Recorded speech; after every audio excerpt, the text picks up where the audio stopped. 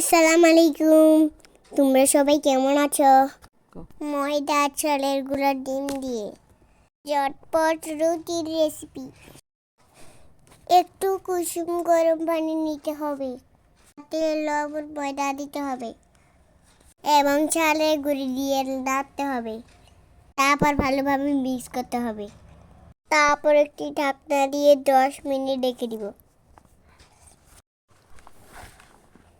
ওইদিকে ডিমটা রেডি করি।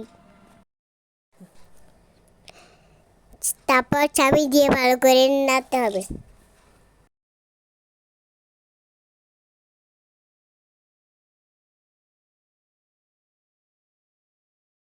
ডিমটা চালের গুঁড়োর সাথে মিক্স করব। মিক্স করে ভালোভাবে নাড়তে হবে। দেখেন কি সুন্দর হয়েছে। তারপর গরম কড়াইতে পাতলা করে দিয়ে দিব। তারপর কড়াইতে একটু ঘোরাতে হবে ভালো করে, যাতে পিঠাটা পাতলা হয় অনেক। দেখো কি সুন্দর পিঠাটা তুলতুলে হয়েছে, পাতলাও হয়েছে।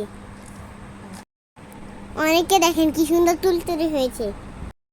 এরকম রুটি দিয়ে গরুর মাংস খেতে বেশ সুস্বাদু লাগে।